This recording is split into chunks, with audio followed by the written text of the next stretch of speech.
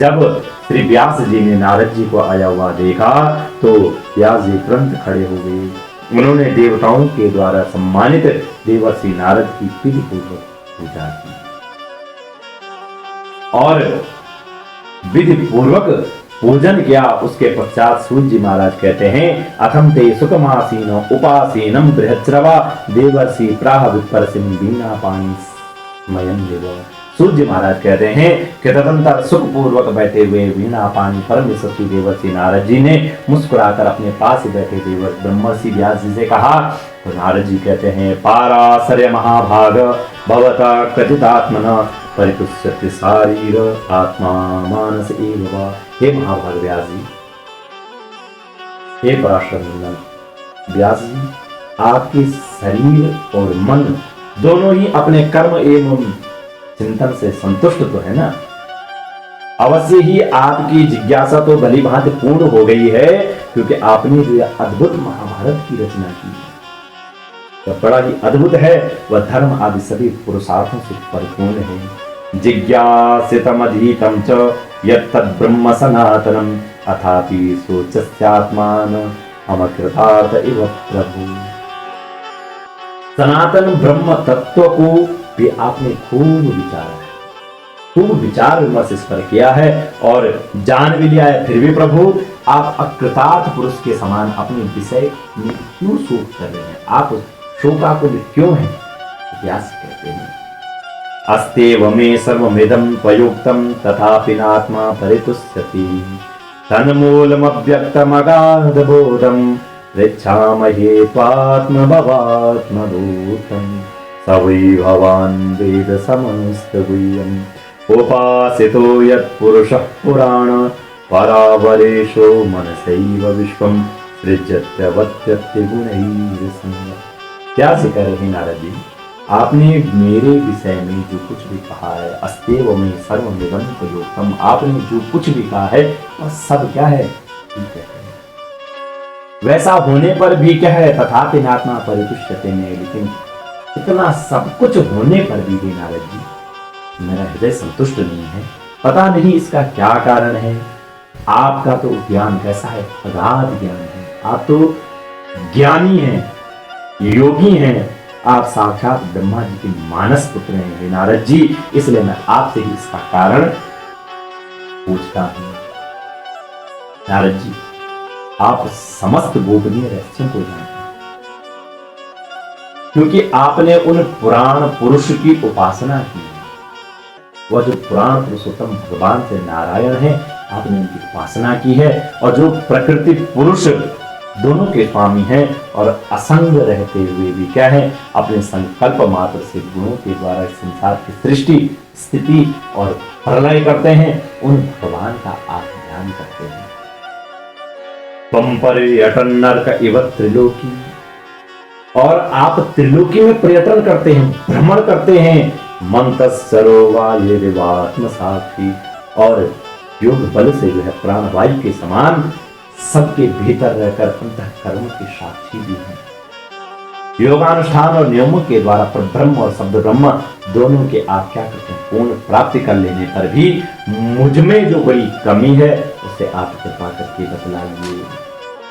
हे नारद जी, आप मुझे उन सब के बारे में बताइए। तो श्री नारद उवाच, अब नारद जी क्या कह रहे हैं? भवतानुदितं प्रायं यशो भगवतो मलं ये नई वासो न तुत्येत मन्ये तद्दर्शनं खिलम्। हे व्यास जी, आपने भगवान के निर्मल यश का गान प्राय अभी तक नहीं किया। आपने भगवान के यश का गान नहीं किया है। मेरी ऐसी मान्यता है जिससे क्या है? तुष्येता मन्ये तद्दर्शनं खिलम्, जिससे कि भगवान संतुष्ट नहीं होते, वह शास्त्रीय ज्ञान क्या है? अधूरा होता है। यथा धर्मादय साधो मुनिवर्यानुकीर्तिता न तथा वासुदेवस्य महिमायनुवर्णितः। यथा धर्मदयस्यार्थो, आपने क्या धर्म आदि पुरुषार्थों का जैसा निरूपण किया है, वैसा भगवान श्री कृष्ण की महिमा का कोई निरूपण आपने नहीं किया है। और न यद्वश्चित्र पदम हरेर्यसु जगत पवित्रम प्रगृणीत कहिंचित तदवा यसम तीर्थ मुशंति मानस न यत्र हंसा निर्मंत। और जिस वाणी से न यद वचस चित्र पदम हरियतो, जिस वाणी से क्या है भगवान के रस का निरूपण न हो, है ना, जिस वाणी से चाहे वह रस भाव अलंकार आदि से युक्त ही क्यों न हो, लेकिन जगत को पवित्र करने वाले भगवान श्री कृष्ण के यश का जिसने कभी गान नहीं किया होता है, जिसमें कभी गान नहीं होता, वह तो कौओं के लिए क्या है उच्छिष्ट फेंकने के स्थान के समान अपवित्र मानी जाती है। और मान सरोवर के कमनीय कमल वन में भी विहारने वालों हंसों की भांति ब्रह्म धाम में विहार करने वाले भगवत चरणारविंदाश्रित जो परमहंस भक्त कभी उसमें रमण नहीं करते हैं। आप कुछ भी लिख दीजिए, लेकिन जिसमें भगवान का नाम का उच्चारण न हो, जब तक आप श्री कृष्ण भगवान की लीला का वर्णन न करो, तब तक उसमें कोई भी रमण नहीं करेगा। तद्वाग विसर्गो जनताग विप्लवो यस्मिन् प्रतिश्लोकमबद्धवत्यपि नाम्नान्यनन्तस्य यशोऽङ्कितानि ऋणवन्ति गायन्ति गृह्णन्ति साधवा। और इसके विपरीत जिसमें क्या हो सुंदर रचना न हो, जिसमें सुंदर रचना न हो, जो दूषित शब्दों से भी युक्त हो, परंतु जिसका श्लोक भगवान के सुयश सूचक नामों से युक्त है, वह वाणी लोगों के सारे पापों का नाश कर देती है। क्योंकि सत्पुरुष ऐसी ही वाणी का श्रवण गान और कीर्तन क्या करते हैं। वह निर्मल ज्ञान भी जो मोक्ष की प्राप्ति का साक्षात साधन है, यदि भगवान की भक्ति से रहित हो तो वह क्या है उसकी भी शोभा नहीं होती है। फिर जो साधन और सिद्धि दोनों ही दशाओं में क्या है अमंगल रूप है, वह काम्य कर्म जो भगवान को अर्पण नहीं किया गया है, ऐसा अहेतुक अर्थात निष्काम कर्म कैसे भी सुशोभित हो सकता है। इसलिए हे महाभाग, हे व्यास जी, आप क्या करो, अथो महाभाग भगवान अमोघ दृक् सुचिश्रवा सत्यरतो धृतव्रतः उरुक्रमस्याखिल बंध मुक्तये समाधिनानुस्मर तद्विचेष्टितम्। हे महाभाग, हे व्यास जी, आपकी दृष्टि एवं दृढ़ क्या है व्रत है, इसलिए अब आप संपूर्ण जीवों के बंधन से मुक्त करने के लिए समाधि के द्वारा अचिंत्य शक्ति भगवान की लीलाओं का स्मरण कीजिए। उन भगवान की लीलाओं का स्मरण करिए जो क्या है, जो मनुष्य भगवान की लीला के अतिरिक्त और कुछ कहने की इच्छा करता है, वह उस इच्छा से निर्मित अनेक नाम और रूपों के चक्कर में पड़ जाता है और फिर क्या है उसकी बुद्धि में भेद हो जाता है। और जब वह भेदभाव से भर जाती है, उसकी बुद्धि क्या है, जब अनेक नामों के अनेक रूपों के चक्कर में जब वह मानव पड़ता है, वह जीव पड़ता है, तो उसकी बुद्धि कैसी हो जाती है, भेदभाव से भर जाती है। जैसे हवा के झोंकों से डगमगाती हुई डोंगी को कहीं भी खाने का ठौर नहीं मिलता, वैसे ही इस शरीर में जो है चंचल बुद्धि है वह भी कहीं स्थिर नहीं हो पाती है। जुगुप्सितं धर्म कृते नुशासतः स्वभाव रक्तस्य महान व्यतिक्रम यदवाक्यतो धर्म इति तरस्थितो न मन्यते तस्य निवारणं जनः। और संसारी लोग क्या है, स्वभाव से भी क्या है विषयों में फंसे हुए हैं। स्वभाव रक्तस्य महान व्यतिक्रम, और धर्म के नाम पर क्या है आपने उन्हें निंदित सकाम कर्म करने की भी आज्ञा दे दी है। भगवान ने आज्ञा दे दी कि आप क्या है जो निंदित कर्म है, अर्थात जो है अमुक कर्म के लिए, अमुक यज्ञ बलि के लिए, अमुक यज्ञ के लिए अमुक पशु बलि करिए। लेकिन उन्होंने जो है यह बलि यज्ञ के लिए न करके वह पशु खाने के निमित्त जो है यज्ञ करने लगे हैं। इस प्रकार के निंदित कर्म जो है इस संसार में करने लगे। यह बहुत ही उल्टी बात हुई, क्योंकि मूर्ख लोग आपके वचनों से क्या है पूर्वोक्त निंदित कर्मों को ही धर्म मान करके यही मुख्य धर्म है ऐसा निश्चय करके उसका निषेध करने वाले वचनों को ठीक नहीं मानते हैं। जिस प्रकार से हम आज देखते हैं कि इस संसार में अनेक लोग जो हैं धर्म के नाम पर पाखंड को चलाते हुए और अनेक लोग जो पाखंड में रत हो चुके हैं। भगवान कहते हैं कि आप शास्त्रों को पढ़ो, उनका अनुसरण करो, लेकिन लोग इन शास्त्रों का अनुसरण नहीं करते हैं, उन पाखंडियों का अनुसरण करते हैं, उन पाखंडियों के पीछे दौड़ने लगते हैं। और भगवान क्या है, अनंत है, हरि अनंत है। भगवान अनंत हैं। कोई विचारवान ज्ञानी पुरुष इस संसार की ओर से निवृत्त होकर के उनके स्वरूप भूत जो परमानंद है उसका अनुभव कर पाता है। अतः जो लोग पारमार्थिक बुद्धि से रहित हैं और गुणों के द्वारा नचाए जा रहे हैं, उनके कल्याण के लिए आप भगवान की लीलाओं का क्या करो, सर्वसाधारण के हित की दृष्टि से वर्णन कीजिए। त्यक्त्वा सधर्म चरणाम्बुजं हरेर् भजन् पक्वोत्पते ततो यदि यत्र क्व वामद्रमभूतमुच्य किं ओवार्थ आप्तो भजतां स्वधर्मतः।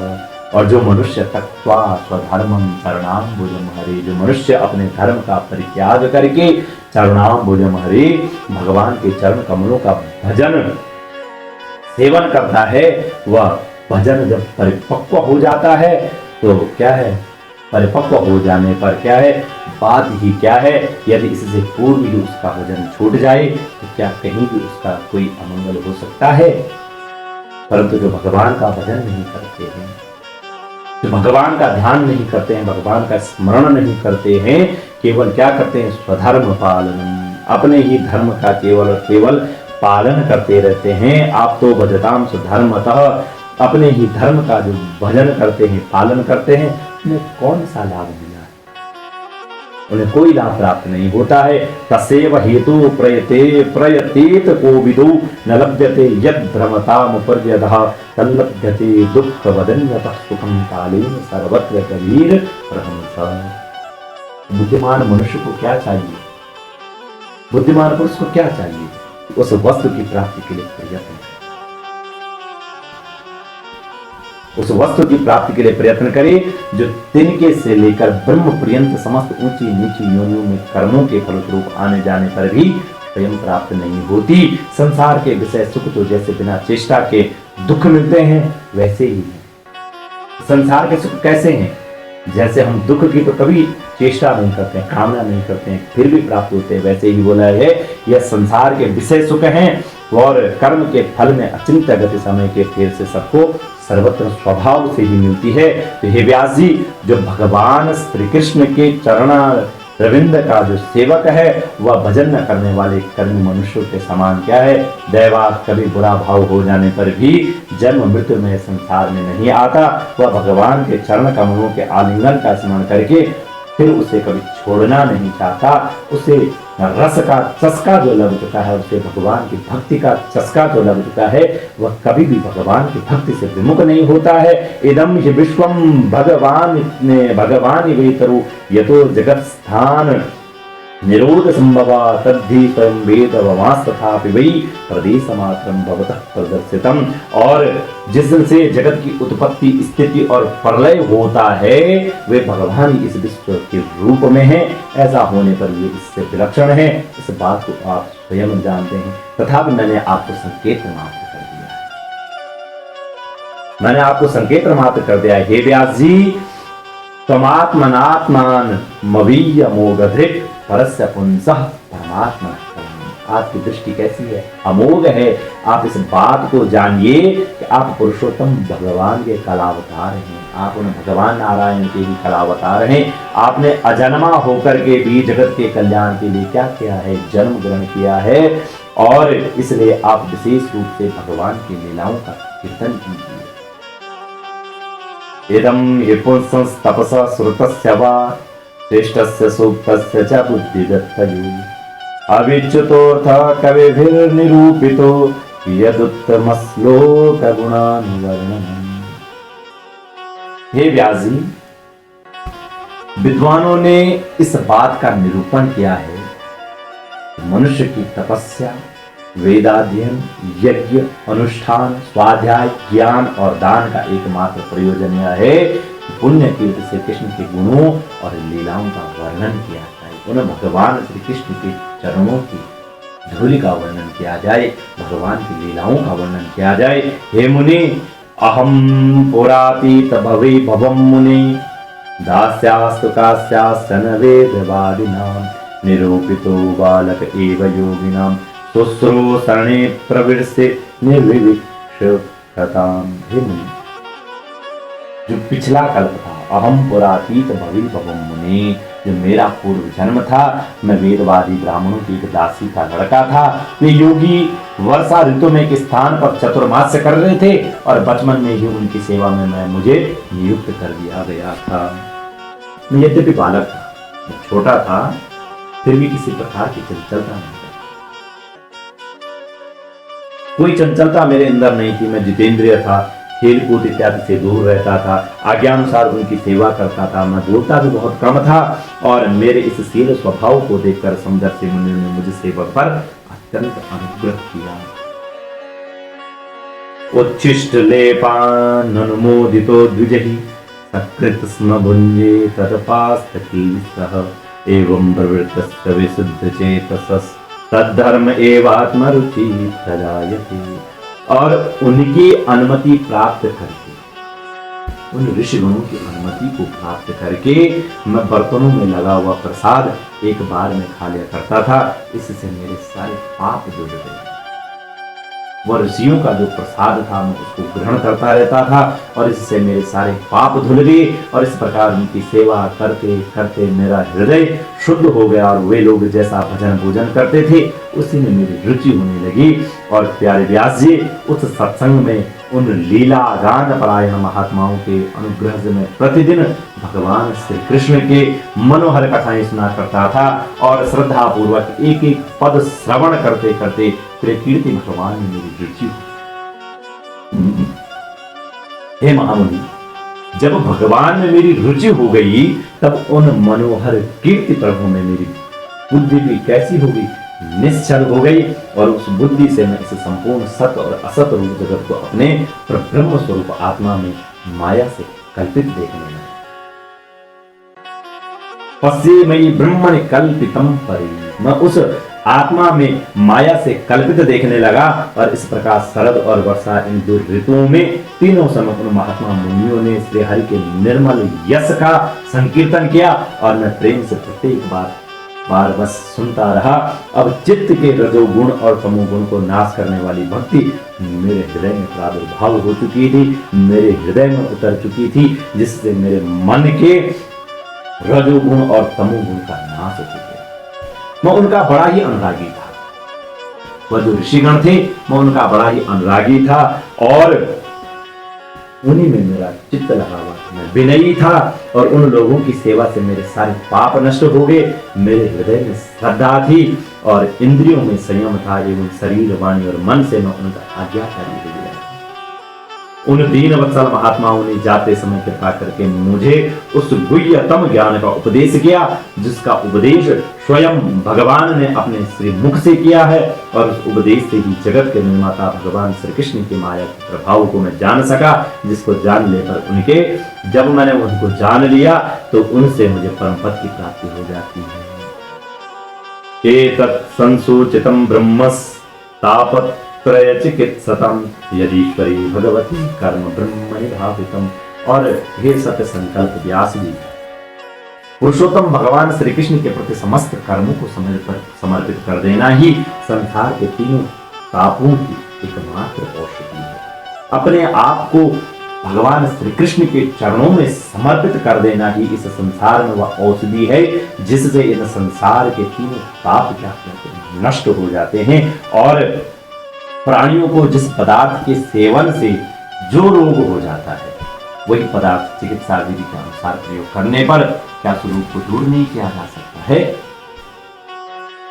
तो इस प्रकार यद्यपि सभी कर्म मनुष्यों को जन्म मृत्यु रूप संसार के चक्र में डालने वाले हैं, तथापि जब वे भगवान को समर्पित कर दिए जाते हैं तब उनका कर्मपना क्या हो जाता है, नष्ट हो जाता है।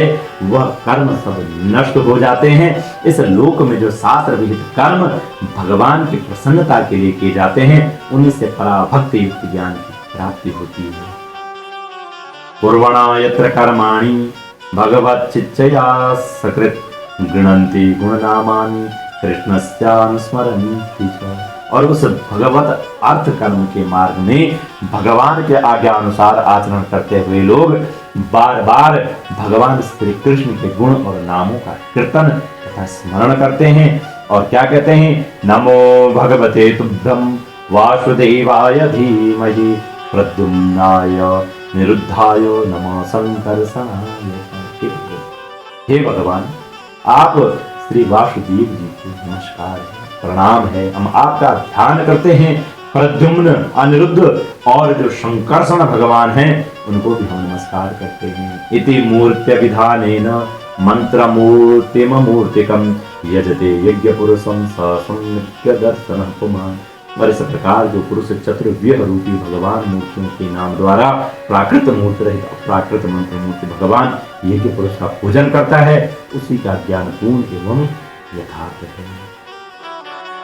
हे ब्राह्मण, जब मैंने भगवान की आज्ञा का इस प्रकार पालन किया, तब इस बात को जानकर भगवान श्री कृष्ण ने मुझे आत्मज्ञान, ऐश्वर्य और अपनी भाव रूपा जो प्रेमा भक्ति है वह मुझे प्रदान की। और हे व्यास जी, आपका ज्ञान तो पूर्ण है, आप भगवान की ही कीर्तिका, उनकी प्रेममयी लीला का वर्णन कीजिए। आख्या ही दुखैर मुहुर्दितात्मनाम संक्लेश निर्वाण मुसंति नान्यथा। और जो लोग दुखों के द्वारा बार बार इस संसार में रौंदे जा रहे हैं, उनके दुख की शांति इसी से हो सकती है, और कोई भी जो है इस संसार में उपाय नहीं है। इसलिए क्या करो, आप श्री भगवान के नाम का संकीर्तन, भगवान के नाम का जो है चारण, भगवान के नाम का यश गान कीजिए।